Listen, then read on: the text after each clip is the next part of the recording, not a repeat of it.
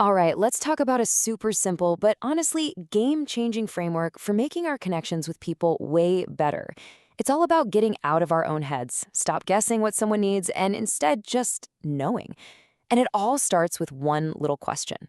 You know the feeling, right? We've all been there. Someone you care about is having a tough time, and you swoop in with what you are sure is the perfect piece of advice. And boom, suddenly things are even more tense. You had the best intentions, but you just completely missed the mark. So, what on earth went wrong? Well, this quote really hits the nail on the head. See, the problem usually isn't that we don't care. Of course we care. The real issue is a total mismatch. We're offering one kind of support when what the person actually needs is something completely different. And you know what? The fix is surprisingly simple. Instead of just assuming we know what's best, we can just ask. It sounds so obvious, right? But it's the one step most of us skip in our rush to try and fix everything right away. This is it. This is the question. Honestly, it might be the most powerful question you can ask when things get tough. Do you need to be heard, helped, or hugged? It immediately puts the other person in the driver's seat and tells you exactly what your role is.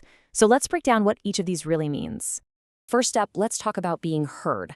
This is probably the most common need, and frankly, it's the one we mess up the most often because we try to do way too much. Okay, so when someone just needs to be heard, your job is one thing and one thing only: to be a mirror. Your job is not to fix them. It's not to solve their problem. They just need a safe space to get all those jumbled thoughts and feelings out on the table and know that someone gets it without any judgment. You're just there to listen. So what does that sound like? It's really simple stuff like, wow, that sounds so painful, or I can totally see why you'd feel that way. But look at what's missing here. There's no, well, you should, or have you tried this? You have to resist that powerful urge to fix and just connect with how they're feeling. That's it. All right, let's move on to the second H, helped. Now, this is the mode that, let's be honest, most of us jump into automatically. Why? Because fixing things makes us feel useful, like we're back in control. Now is when you can put on your problem-solving hat. When someone says, I need to be helped, they are literally giving you permission to offer solutions. This is your green light to brainstorm, to give advice, to help them map out a plan. The crucial part, though, is that you waited for the invitation. And here's the difference in a nutshell. Heard is for an emotional need. It's about processing feelings. Helped is for a practical need. It's about finding solutions. When you try to offer a practical solution for an emotional need, it's like trying to fix a leaky faucet with a lecture. It's just the wrong tool for the job, and that's exactly where communication breaks down. And finally, we have our third H, hugged. This one is purely about comfort and connection.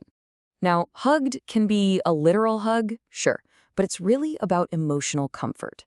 Sometimes a person doesn't need to vent, and they don't need a 5-point plan. They just need to feel safe and know that they are not alone in this. Your only job here is to just be a calm, steady, reassuring presence. And the language for this is so simple, but it's incredibly powerful. You're not talking about the details of the problem anymore. You're just communicating solidarity. You're saying, I'm in your corner no matter what. So why does this one little question work so well? What's the magic behind it?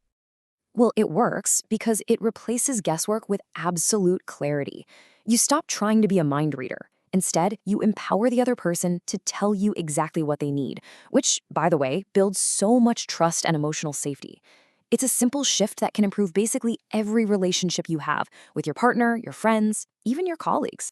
So here it is, your new communication superpower, broken down into 3 easy steps. Number 1, the next time someone comes to you with a problem, just pause. Fight that instinct to immediately jump in. Number 2, ask the question, heard, helped, or hugged?